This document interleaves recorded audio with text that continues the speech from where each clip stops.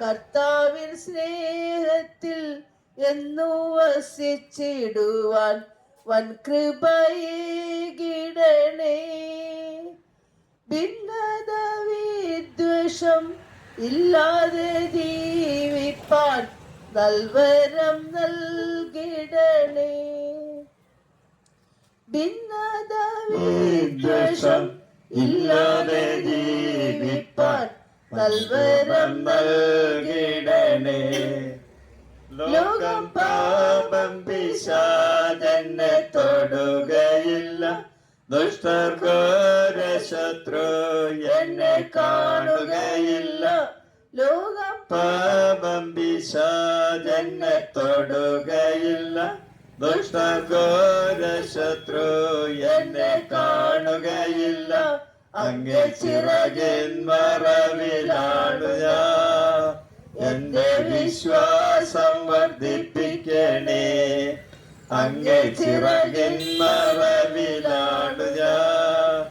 എന്റെ വിശ്വാസം വർദ്ധിപ്പിക്കണേ.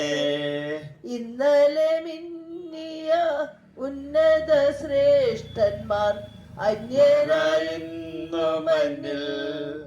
ഇന്നലെ മിന്നിയ ഉന്നത ശ്രേഷ്ഠന്മാർ അന്യരായിരുന്നു മന്നിൽ. എന്നാലോ സാധു ഞാൻ സന്നിധി നിന്നതോ പൊന്നേശുവേ കൃപയാ. എന്നാലോ സാധു ഞാൻ സന്നിധി നിന്നതോ പൊന്നേശുവേ കൃപയാ.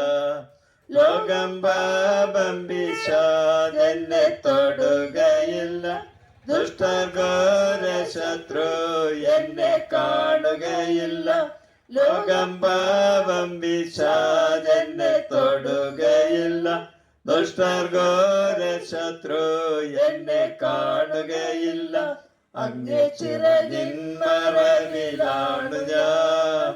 എന്റെ വിശ്വാസം വർദ്ധിപ്പിക്കണേ. അങ്ങേ ചിറകിൻ മറവിലാണു ഞാൻ. എന്റെ വിശ്വാസം വർദ്ധിപ്പിക്കണേ. നിർത്തിയതാണെന്നെ നിന്നതല്ല ഞാൻ എത്ര സ്തുതിച്ചിടണോ. നിർത്തിയതാണെന്നെ നിന്നതല്ല ഞാൻ എത്ര സ്തുതിച്ചിടണോ. നിന്ന പരിഹാസം ഏറെ സഹിച്ചു ഞാൻ എത്ര നാൾ പാർത്തിടണോ. നിന്ന പരിഹാസം ഏറെ സഹിച്ചു ഞാൻ എത്ര നാൾ പാർത്തിടണോ. ലോകം പാപം പിശാചെന്നെ തൊടുകയില്ല. ദുഷ്ടഘോര ശത്രു എന്നെ കാണുകയില്ല. ലോകം പാപം പിശാചെന്നെ തൊടുകയില്ല. ദുഷ്ടഘോര ശത്രു എന്നെ കാണുകയില്ല. അങ്ങേ ചിറകിൻ മറവിലാണു ഞാൻ. എന്റെ വിശ്വാസം വർദ്ധിപ്പിക്കണേ. അങ്ങേ ചിറകിൻ മറവിലാണു ഞാൻ. എന്റെ വിശ്വാസം വർദ്ധിപ്പിക്കണേ. ഒന്നിക്കുമൊരു നാൾ സ്വർഗകൂടാരത്തിൽ വന്നിക്കും ഞാൻ അന്നാളിൽ.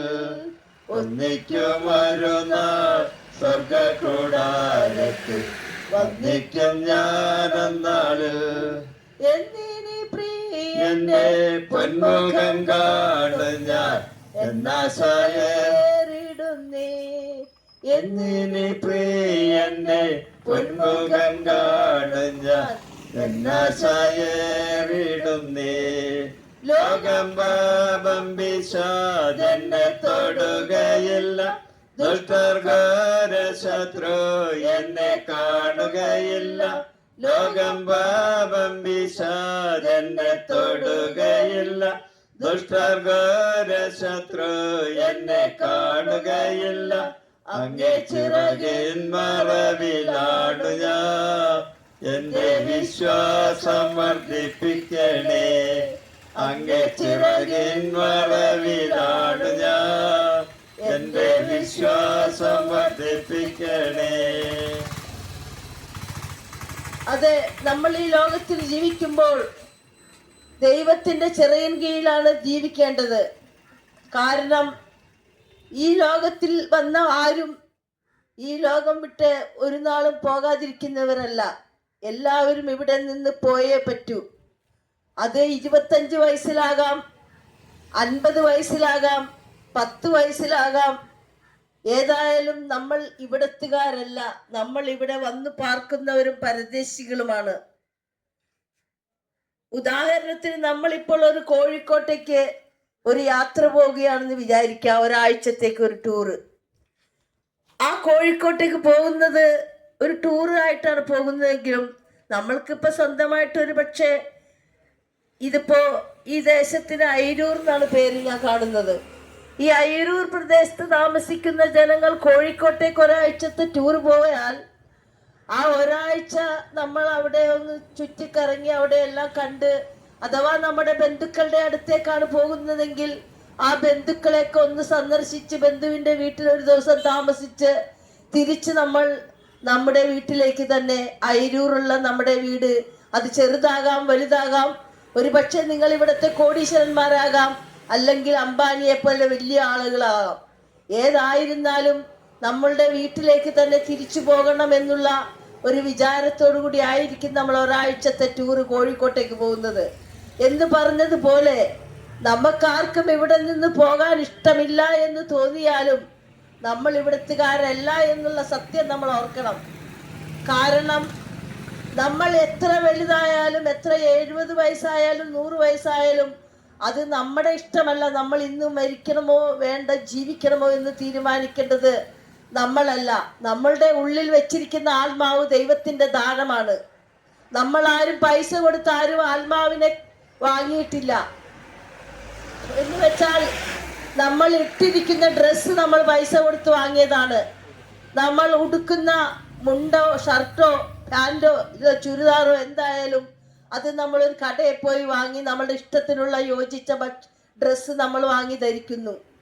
എന്നാൽ നമ്മുടെ ഉള്ളിൽ നിവേശിപ്പിച്ച ആത്മാവ്, നമ്മൾ ആത്മാവിനെ കാശ് കൊടുത്ത് നമ്മൾ 1 കിലോ പഞ്ചസാര വാങ്ങി കഴിക്കുന്നത് പോലെ, ചായയിൽ ചേർത്ത് കുടിക്കുന്നത് പോലെ നമ്മുടെ ഉള്ളിലേക്ക് ഒരു ആത്മാവിനെ നമ്മൾ കാശ് കൊടുത്ത് വാങ്ങി വെച്ചിട്ടില്ല. ഈ ആത്മാവിന് ഒരു മരണമുണ്ട്. ഈ ലോകത്തിൽ ജനിച്ചവരെല്ലാം മരിക്കണം. ആത്മാവല്ല മരിക്കുന്നത്, മനുഷ്യനാണ് മരിക്കുന്നത്. ജഡം എന്ത് വെച്ച് കഴിഞ്ഞാൽ ഈ ജഡം പൊടി കൊണ്ടുണ്ടാക്കിയതാണ് ഈ ജഡം, അല്ലെങ്കിൽ ഈ ശരീരം. കാരണം വിശുദ്ധ തിരുവെഴുത്തിൽ ഇങ്ങനെ രേഖപ്പെടുത്തിയിരിക്കുന്നു, ആദിയിൽ ദൈവം ആകാശവും ഭൂമിയും സൃഷ്ടിച്ചു. അതെ, നമ്മൾ ഇന്ന് കാണുന്ന ആകാശവും ഇന്ന് കാണുന്ന ഭൂമിയും ഇതൊന്നും നമ്മളല്ല ഉണ്ടാക്കിയത്. ഇത് ദൈവത്തിന്റെ കരവേലയാണ്. ദൈവമാണ് ഈ ആകാശവും ഭൂമിയും സൃഷ്ടിച്ചത്.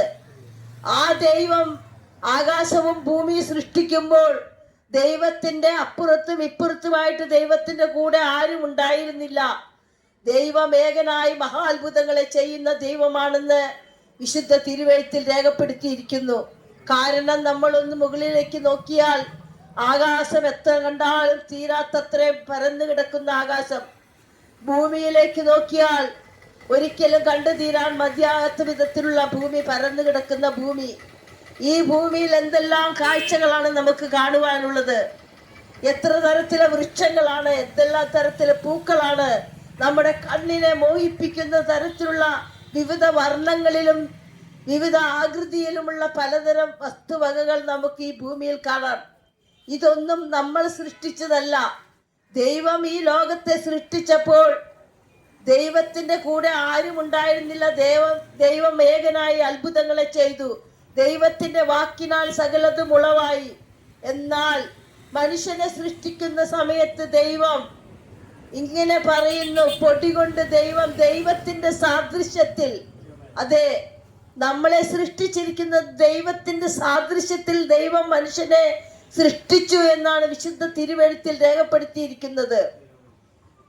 ആ തിരുവെഴുത്തിൽ രേഖപ്പെടുത്തിയിരിക്കുന്ന സത്യവചനങ്ങൾ ഒരിക്കലും ആർക്കും മായ്ച്ചു കളയുവാനോ അതിൽ നിന്നൊന്ന് കൂട്ടുവാനോ അതിൽ നിന്നൊന്ന് കുറക്കുവാനോ സാധിക്കയില്ല. കാരണം അത് ദൈവത്തിന്റെ വചനങ്ങളാണ്. അതിജീവനും ചൈതന്യവുമുള്ള ഇരുവായ്ത്തലയുള്ള വാളിനേക്കാൾ മൂർച്ചയേറിയ വചനങ്ങളാണ്. അത് എങ്ങനെ ചെന്ന് വീണാലും അത് മുറിവേൽപ്പിക്കുന്ന വചനങ്ങളാണ്. ആ സത്യവചനത്തിൽ നിലനിന്നാൽ ഈ ലോകത്തിൽ കാണുന്നതെല്ലാം താൽക്കാലികമാണ്. നമ്മൾ എന്ത് സമ്പാദിച്ചു കൂട്ടിയാലും, എത്ര വലിയ കൊട്ടാരം പണിതാലും, ആ കൊട്ടാരത്തിന്റെ പണിയെ തീർന്ന് നമ്മൾ അന്ന് വിശ്രമിക്കാമെന്ന് വിചാരിക്കുന്ന സമയത്തായിരിക്കാം ഒരു പക്ഷേ ഇങ്ങോട്ട് പോര് എന്ന് പറഞ്ഞ് ദൈവം തന്ന ആത്മാവിനെ ദൈവം വിളിക്കുന്നതെങ്കിൽ ഈ പണിത കൊട്ടാരം നമ്മൾ ഇവിടെ ഉപേക്ഷിച്ചിട്ട് പോകേണ്ടി വരും. നമ്മൾ ഒരേക്കർ ഭൂമി വാങ്ങി അതിനകത്ത് കുറച്ച് വീട് വെച്ച് ആ വീട്ടിലൊന്ന് താമസിക്കുന്നതിന് പകരം നമ്മൾ അത് വിട്ടുപോകേണ്ടി വരും. അതുപോലെ തന്നെ നമ്മളിപ്പോൾ കുറെ സമ്പത്തൊക്കെ സമ്പാദിച്ച് ഇനി നമുക്ക് കുറച്ച് നാളൊന്ന് റെസ്റ്റ് എടുത്ത് സുഖിച്ച് സുന്ദരമായി ജീവിക്കാമെന്നുള്ള മിഥ്യാധാരണയോടുകൂടി എല്ലാം സമ്പാദിച്ചെല്ലാം കെട്ടിപ്പടുക്കുന്ന മനുഷ്യരെയാണ് നമ്മൾക്കിന്ന് കാണുവാൻ സാധിക്കുന്നത്. എന്നാൽ ഈ കെട്ടിപ്പടുത്തതെല്ലാം ഇന്ന് നമ്മുടെ ആത്മാവിനെ ദൈവം ചോദിച്ചാൽ ഞാൻ വരില്ല എന്ന് എനിക്കോ നിങ്ങൾ പോകില്ല എന്ന് നിങ്ങൾക്കോ പറയുവാൻ സാധിക്കയില്ല. ഇത് ദൈവത്തിന്റെ കൃപാദാനമായത് കൊണ്ടാണ് ദൈവം തന്ന ആത്മാവ് നമ്മുടെ ഉള്ളിൽ ഇരിക്കുന്നത്. ഈ ആത്മാവിനെ ദൈവത്തിന് ഇഷ്ടപ്പെട്ട രീതിയിൽ ഇഷ്ടപ്പെട്ട ജീവിതം ജീവിച്ച് ദൈവത്തിനെ പ്രസാദിപ്പിച്ചാൽ ദൈവം മനുഷ്യരോടും ദയാലുവായിരിക്കും. ദയാലുവായ ദൈവം ദൈവത്തെ ഇഷ്ടപ്പെടുന്ന മക്കളെ കണ്ട് സന്തോഷിക്കാൻ ആഗ്രഹിക്കുമ്പോൾ ഇന്ന് ലോക ജനതകൾ മുഴുവനും സാത്താന്റെ അടിമത്തത്തിൽ സാത്താന്റെ കൂടെ നടക്കുവാൻ ആഗ്രഹിക്കുന്ന തലമുറയാണ് നമുക്കിന്ന് കാണുവാൻ സാധിക്കുന്നത്. കാരണം വ്യഭിചരിക്കുന്നത് ദൈവം ഇഷ്ടപ്പെടുന്നില്ല, മദ്യപാനികളെ ദൈവം വെറുക്കുന്നു. അങ്ങനെ പല കൊള്ളരുതാത്ത സ്വഭാവങ്ങളും ശീലമാക്കിയ മനുഷ്യരെയാണ് നമുക്കിന്ന് സമൂഹത്തിൽ കാണുവാൻ സാധിക്കുന്നത്. നമ്മൾ കൊള്ളരുതാത്തതാണ് സ്വഭാവം എന്ന് പറഞ്ഞ് ഉപദേശിച്ചാൽ അവർ ഈ ഉപദേശിക്കുന്നവരെ കൊള്ളരുതാത്തവരാക്കി കാണുന്ന ഒരു കാലഘട്ടത്തിലാണ് നമ്മൾ നിൽക്കുന്നത്. മദ്യപാനം വിഷമാണ്, മദ്യം വിഷമാണ്. അത് കുടിച്ചാൽ നമ്മുടെ ശരീരത്തിലെ അവയവങ്ങൾക്ക് കേടാണ് എന്ന് പറഞ്ഞു കൊടുത്താൽ ആ പറയുന്നവനെ രണ്ട് തല്ലണമെന്ന് തോന്നുന്ന ഒരു സമൂഹത്തിലാണ് നമ്മൾ നിൽക്കുന്നത്. കാരണം മദ്യപാനിയായ മകനോട് അമ്മയോ അച്ഛനോ പറയാണ്, മോനെ അത് തെറ്റാണ്, നീ അത് ചെയ്യരുതെന്ന് പറഞ്ഞാൽ ആ ഉപദേശിക്കുന്ന മാതാവിനെയോ പിതാവിനെയോ മക്കൾ ആരും ഇഷ്ടപ്പെടില്ല. കാരണം അവർ സ്വന്തം ഇഷ്ടത്തിന് നടക്കാനും സ്വന്തം ഇഷ്ടപ്രകാരം അവരുടെ ജീവിതത്തെ ക്രമപ്പെടുത്തുവാനും അവർ ആഗ്രഹിക്കുമ്പോൾ നമ്മൾ അവരോട് ഉപദേശിക്കുന്നത് അവർക്ക് ഇഷ്ടമായില്ല. അവർ ഇപ്പോൾ മനസ്സിലാക്കുന്നത് ഇതാണ് നല്ല വഴി എന്നുള്ള വിചാരത്തോടു കൂടി നടക്കുമ്പോൾ അവർക്ക് പിന്നീട് മനസ്സിലാകും അത് തെറ്റായിരുന്നു, അന്ന് എൻ്റെ അപ്പനും അമ്മയും പറഞ്ഞത് കേട്ടിരുന്നുവെങ്കിൽ ഇന്ന് എൻ്റെ ചങ്കം കരളും എനിക്ക് ഉണ്ടാകുമായിരുന്നു എന്ന് വിചാരിക്കുന്ന ഒരു സന്ദർഭം ഉണ്ടാകാം. ഒരു പക്ഷെ അവൻ ആശുപത്രി കിടക്കയിൽ വെച്ചായിരിക്കാം അങ്ങനെയുള്ളൊരു ആ മനസ്സിന്റെ മാനസാന്തരം വരുന്നത്. എൻ്റെ അപ്പൻ്റെ എൻ്റെ അമ്മയുടെ വാക്ക് ഞാൻ കേട്ടിരുന്നെങ്കിൽ, ഞാൻ ആ മദ്യപാനികളുടെ കൂടെ നടക്കാതിരുന്നുവെങ്കിൽ ഇന്ന് ഞാൻ ഒരു നല്ല മനുഷ്യനായിട്ട് ജീവിക്കാമായിരുന്നുവല്ലോ. എന്നാൽ അന്ന് ഞാൻ ആ തെറ്റിപ്പോയ കൂട്ടുകാരുടെ കൂട്ടത്തിൽ നടന്ന് വഴിതെറ്റി ജീവിച്ചപ്പോൾ എനിക്കുണ്ടായ അനുഭവം ഇങ്ങനെയാണല്ലോ എന്ന് വിചാരിച്ച് വേദനിക്കുന്ന എത്രയോ കുടുംബങ്ങളെ നമുക്ക് സമൂഹത്തിൽ കാണുവാൻ സാധിക്കും. കാരണം ഈ സമൂഹത്തിലേക്ക് നമ്മൾ ഇറങ്ങി ചെല്ലുമ്പോൾ, ഏതെങ്കിലും ഭവനത്തിൽ ചെന്ന് കയറുമ്പോൾ ആ ഭവനത്തിലുള്ള മാതാപിതാക്കൾ അനുഭവിക്കുന്ന വേദന, കുടുംബാംഗങ്ങളിൽ കുട്ടികൾ അനുഭവിക്കുന്ന വേദനകൾ, ഒരു മദ്യപാനിയായ കുടുംബത്തിൽ ഒരിക്കലും കുഞ്ഞുങ്ങൾക്ക് സന്തോഷം ലഭിക്കില്ല. മദ്യപാനികളായ മനുഷ്യർ കുടുംബത്തെ നോക്കാത്തവരായിരിക്കും, കുഞ്ഞുങ്ങളെ സ്നേഹിക്കാത്തവരായിരിക്കും, ഭാര്യയെ തല്ലുന്നവരായിരിക്കും, ദേശത്തിന് സമൂഹത്തിനും എല്ലാവർക്കും കൊള്ളരുതാത്തവരായി ജീവിക്കുന്നവരായിരിക്കും. അങ്ങനെ ജീവിക്കുന്ന കുടുംബങ്ങളെ കാണുവാനല്ല ദൈവം ആഗ്രഹിക്കുന്നത്. ദൈവം സൃഷ്ടിച്ചു തന്ന ഈ ഭൂമിയിൽ ദൈവത്തെ സ്നേഹിക്കുന്ന, ദൈവത്തെ അറിയുവാൻ മക്കളെ കണ്ട് സന്തോഷിക്കുവാൻ ദൈവം ആഗ്രഹിക്കുമ്പോൾ സത്യദൈവം എന്താണെന്ന് പറഞ്ഞു കൊടുത്താൽ അവയെ കേൾക്കാതെ സത്യമല്ലാത്തതിനെ സേവിക്കുന്ന അല്ലെങ്കിൽ സ്നേഹിക്കുന്ന ഒരു സമൂഹത്തിലാണ് നമ്മൾ ഇന്ന് നിൽക്കുന്നത്. നല്ലത് പറഞ്ഞു കൊടുക്കുന്നവരെ ആർക്കും കണ്ടുകൂടാ. ഇപ്പോൾ നിന്ദിക്കപ്പെട്ടും ദ്രോഹിക്കപ്പെട്ടും അടികൊണ്ടും പീഡനമേറ്റും ദൈവത്തിന്റെ വേലയിലായിരിക്കുന്ന എത്രയോ സുഹൃത്തുക്കൾ, എത്രയോ സഹോദരങ്ങൾ ഈ ദേശത്തുണ്ട്. അവരങ്ങനെ ചെയ്യുന്നതിന്റെ ഉദ്ദേശം മറ്റൊന്നുമല്ല, അവർ അറിഞ്ഞ സത്യം മറ്റുള്ളവരോട് പങ്കുവയ്ക്കുക എന്നുള്ള ദൈവത്തിന്റെ കൽപ്പനയാണ്. ദൈവം മരിച്ചുയർത്തെഴുന്നേറ്റ യേശു കർത്താവ് ഉയർത്തെഴുന്നേറ്റിട്ട് ശിഷ്യന്മാരോട് കൽപ്പിച്ച ഒരേ ഒരു കൽപ്പനയാണ്, നിങ്ങൾ പുറപ്പെട്ടു പോയി ലോകത്തിന്റെ അറ്റത്തോളം പോയി സകല സൃഷ്ടികളോടും ഈ സത്യസുവിശേഷം പറയണം. എന്താണ് സത്യസുവിശേഷം? യേശുക്രിസ്തു എന്തിനു വേണ്ടിയാണ് പാപികളായ നമ്മളെ തേടി ഭൂമിയിലേക്ക് വന്നത്? യേശുക്രിസ്തു ആരാണ്? ഈ അഖിലാണ്ടത്തെ സൃഷ്ടിച്ച ദൈവമാണ് യേശുക്രിസ്തു. അവനാണ് യേശുക്രിസ്തു എന്നുള്ള പേരിലേക്ക് 2026 വർഷങ്ങൾക്ക് മുമ്പ് മാനവകുലത്തിന്റെ പാപമോചകനായി ഈ ലോകത്തിലേക്ക് താണിറങ്ങി വന്ന നമ്മുടെ അരുമനാഥന്റെ പേരാണ് യേശുക്രിസ്തു. യേശുക്രിസ്തുവാണ് പാപികളെ തേടി വന്ന രക്ഷകൻ. കാരണം അവനാണ് മനുഷ്യനെ ഭൂമിയിൽ സൃഷ്ടിച്ചവൻ, അവനാണ് ഈ ആകാശവും ഭൂമി സൃഷ്ടിച്ചവൻ. പക്ഷെ അവന്റെ പേര് യാഹ് എന്നായിരുന്നു. യാഹ് എന്ന ദൈവം യേശു എന്ന പേരിൽ ഈ ലോകത്തിലേക്ക് വന്നത് മാനവകുലത്തിന്റെ പാപമോചകനായിട്ടാണ്. എന്തിനാണ് മാനവകുലത്തിന്റെ പാപം മോചിച്ചത്? എന്തിനാണ് മാനവകുലത്തിന്റെ പാപമോചകനായി അവൻ വന്നത്?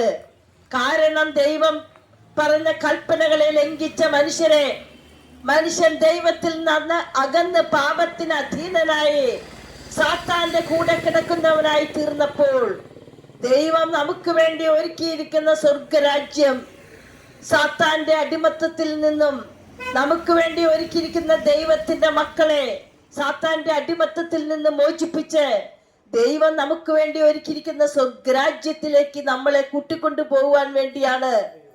സ്വർഗം നമുക്ക് തന്ന ദൈവത്തിന്റെ മക്കൾ എന്നുള്ള പദവിയിൽ നിന്നും നമ്മളെ തള്ളിക്കളഞ്ഞ സാത്താന്റെ അധീനതയിൽ നിന്നും നമ്മളെ വീണ്ടും ദൈവത്തിന്റെ മക്കൾ എന്നുള്ള പദവിയിലേക്ക് കൊണ്ടുവന്ന് സ്വർഗം തന്ന് നമ്മളെ സ്നേഹിക്കുന്ന നമ്മളുടെ ദൈവത്തെയാണ് യേശുക്രിസ്തു എന്ന പാപമോചകനിലൂടെ നമ്മൾ കാണുന്നത്.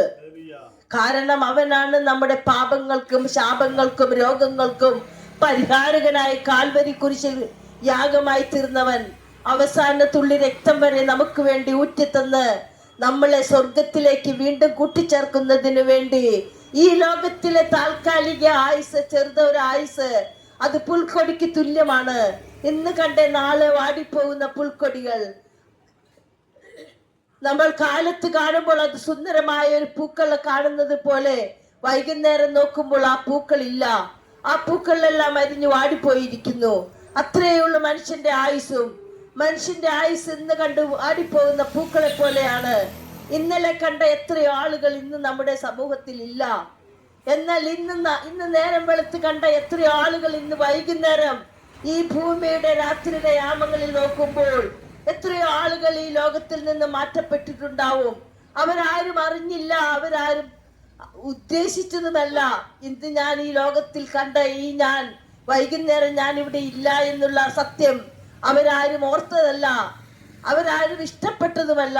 പക്ഷേ നമ്മുടെ ഇഷ്ടമല്ല, ദൈവത്തിന്റെ ഇഷ്ടമാണ് നമ്മുടെ ഇവിടെ നിറവേറുന്നത്. ആ സത്യം നമ്മൾ മനസ്സിലാക്കണം. നമ്മളെ സ്നേഹിച്ച ദൈവത്തിന് ഒരു ഇഷ്ടമുണ്ട്.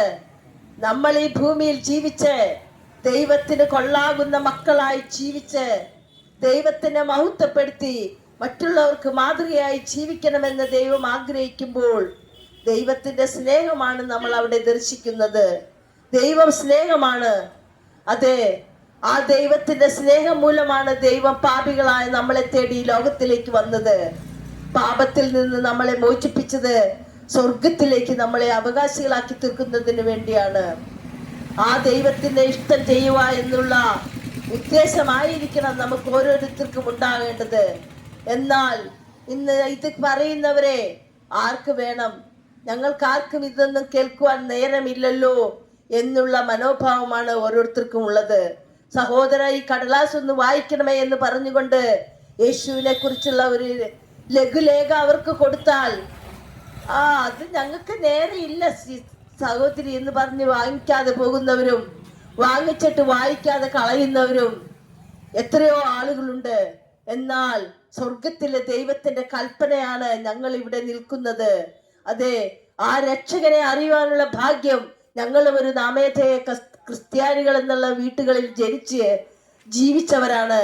എന്നാൽ യേശുക്രിസ്തുവിന്റെ ജനനം, യേശുക്രിസ്തുവിന്റെ മരണം, യേശുക്രിസ്തുവിന്റെ ഉത്ഥാനം ഇതെല്ലാം നമ്മൾ അറിഞ്ഞപ്പോൾ യേശുക്രിസ്തു പാപികളെ തേടിയാണ് വന്നതെന്നും ആ പാപിയിൽ ഒരു പ്രധാനിയായിരുന്നു ഞങ്ങളെയും പാപത്തിൽ നിന്ന് മോചിപ്പിക്കുകയും ഞങ്ങളെ സ്വർഗത്തിന് അവകാശികളാക്കി തീർക്കുവാൻ വേണ്ടി ദൈവത്തിന്റെ ആ പുണ്യാഹ രക്തം ഞങ്ങൾക്ക് വേണ്ടി ചിന്തി എന്നുമുള്ള ആ സന്ദേശം ഞങ്ങൾ വചനത്തിലൂടെ വായിച്ചപ്പോൾ, ആ ദൈവത്തിന്റെ കരുതലും സ്നേഹവും മനസ്സിലാക്കിയപ്പോൾ ആ ദൈവത്തിന്റെ മക്കൾ എന്നുള്ള പദവിയിലേക്ക് ദൈവം പറഞ്ഞ കൽപ്പന സ്വീകരിക്കുന്നവർക്കാണ് ദൈവം സ്വർഗരാജ്യം വെച്ചിരിക്കുന്നത്. ഒരുവൻ ക്രിസ്തുവിലായാൽ അവൻ പുതിയ സൃഷ്ടിയാണ്. എങ്ങനെയാണ് അവൻ പുതിയ സൃഷ്ടിയായി തീരുന്നത്?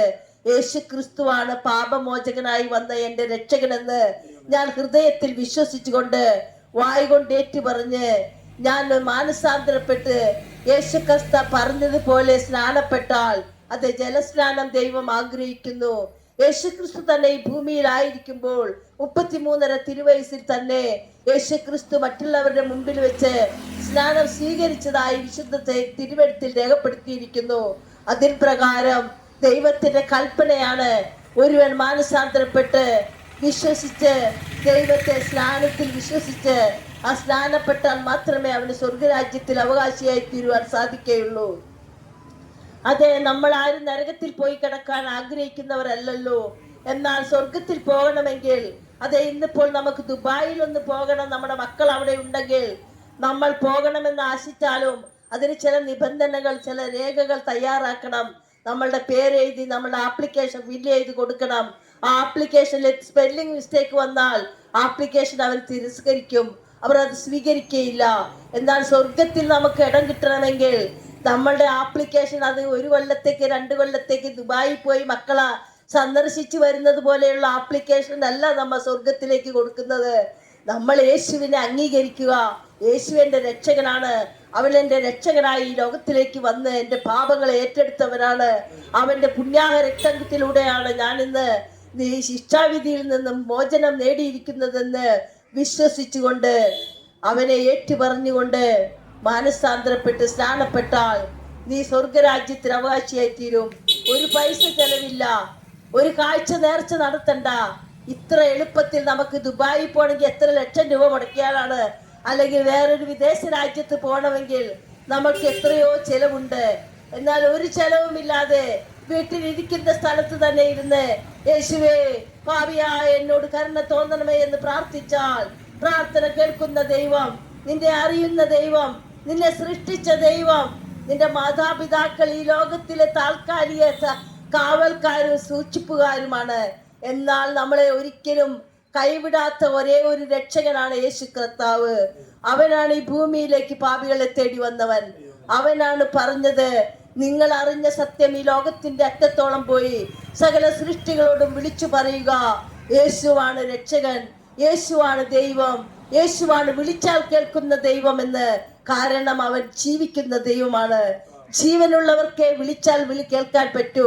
ഇപ്പൊ മരിച്ചു കിടക്കുന്ന നമ്മുടെ ബന്ധുമിത്രാദികളുടെ ഒരു ശവകുടീരത്തിന് അല്ലെങ്കിൽ ആ ശവമഞ്ചത്തിന്റെ അടുത്തോ ചെന്ന് എൻ്റെ അമ്മയാണെങ്കിലും എൻ്റെ അപ്പനാണെങ്കിലും അപ്പ എന്നോ അമ്മ എന്നോ വിളിച്ചാൽ അവർ വിളി കേൾക്കില്ല. കാരണം അവരുടെ ജീവൻ ഈ മണ്ണിൽ ഈ ലയിക്കുന്ന ശരീരം മാത്രമേ ഇവിടെയുള്ളൂ. അവരുടെ ആത്മാവ് അത് ദൈവം കൊടുത്ത സ്ഥലത്തേക്ക് പോയിരിക്കുന്നു. അപ്പൊ ആത്മാവില്ലാത്തൊരുത്തന് വിളിച്ചാൽ വിളി കേൾക്കാൻ പറ്റില്ല. എന്നാൽ വിളിച്ചാൽ വിളി കേൾക്കുന്ന ഒരു ദൈവം, ആ ദൈവത്തിന്റെ പേരാണ് യേശുക്രിസ്തു. അവനാണ് നമുക്ക് വേണ്ടി ആകാശവും ഭൂമി സൃഷ്ടിച്ചവൻ. അവനാണ് നമുക്ക് വേണ്ടി ഭൂമിയിൽ കാണുന്ന സകലത്തിന്റെയും നാഥനായി ലോകത്തിലേക്ക് വന്ന അരുമനാഥൻ. അവനാണ് ഞാൻ തന്നെ വഴിയും സത്യവും ജീവനുമാകുന്നു, എന്നിലൂടെ അല്ലാതെ ആരും സ്വർഗത്തിലെത്തില്ല എന്ന് കൽപ്പിച്ചവൻ.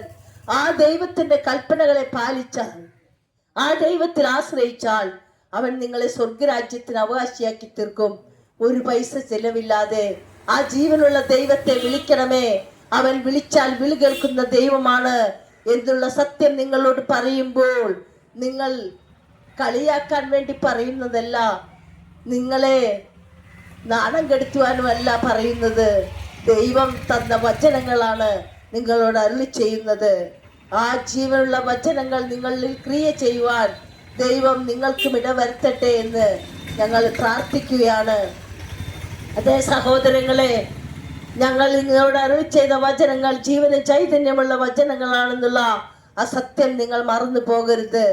കാരണം വിളിച്ചാൽ വിളി കേൾക്കുന്ന ഒരു ദൈവമേ ഉള്ളൂ എന്ന് ഞങ്ങളോട് പറഞ്ഞപ്പോൾ ആ ദൈവം തന്നെയാണ് നമുക്ക് വേണ്ടി സകലവും സൃഷ്ടിച്ച ദൈവമെന്നും ഞാൻ ലോകത്തിന്റെ വെളിച്ചമാകുന്നു എന്ന് പറഞ്ഞു വന്നവൻ അവനാണ് ഈ ലോകത്തിന്റെ വെളിച്ചമായി ഈ ലോകത്തിലേക്ക് വന്നത്. അവനാണ് നമ്മുടെ ഇരുളിൽ നിന്നും വെളിച്ചത്തിലേക്ക് നയിക്കുന്നവൻ. അവനാണ് നമ്മളെ അന്ധകാരത്തിൽ നിന്നും വെളിച്ചത്തിലേക്ക് നടത്തുന്നവൻ. അവനാണ് നമ്മളെ പാപത്തിൽ നിന്നും വെളിച്ചത്തിലേക്ക് സ്വർഗത്തിലേക്ക് കരയേറ്റുന്നവൻ. ആ രക്ഷകനിൽ വിശ്വസിക്കണമേ എന്ന് പറഞ്ഞുകൊണ്ട് ഞാൻ എൻ്റെ വാക്കുകളെ ഉപസംഹരിക്കുന്നു. ശ്രീയേശുനാമം അതിശയനാമം,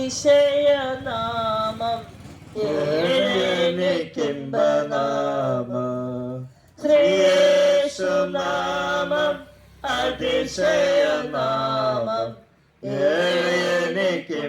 നാമം എല്ലാ നാമത്തിലും മേലായ നാമം, ഭക്തജനം വാഴ്ത്തും നാമം.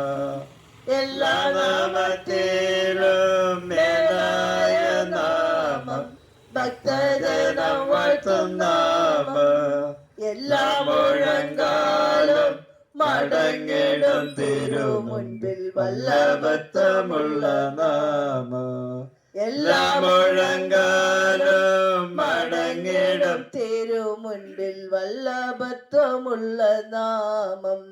ശ്രീയേശുനാമ അതിശയനാമം, ഏഴയനിക്കിമ്പനാമം. ശ്രീയേശുനാമം അതിശയനാമം, ഏഴയനിക്കിമ്പനാമം. നീതിയോടെ രാജ്യഭാരമേൽപ്പാൻ ഭൂവിൽ വേഗം വരുന്ന നാമം. നീതിയോടെ രാജ്യഭാരമേൽപ്പാൻ ഭൂവിൽ വേഗം വരുന്ന നാമം. നാടുവഴികളാം തന്റെ സിദ്ധരുമായി ദാവീദിൻ സിംഹാസനത്തിൽ വാഴും നാമം. നാടുവഴികളാം തന്റെ സിദ്ധരുമായി ദാവീദിൻ സിംഹാസനത്തിൽ വാഴും നാമം. ശ്രീയേശുനാമം അതിശയനാമം, ഏഴയനിക്കിമ്പനാമം. ശ്രീയേശുനാമം അതിശയനാമം, ഏഴയനിക്കിമ്പനാമം.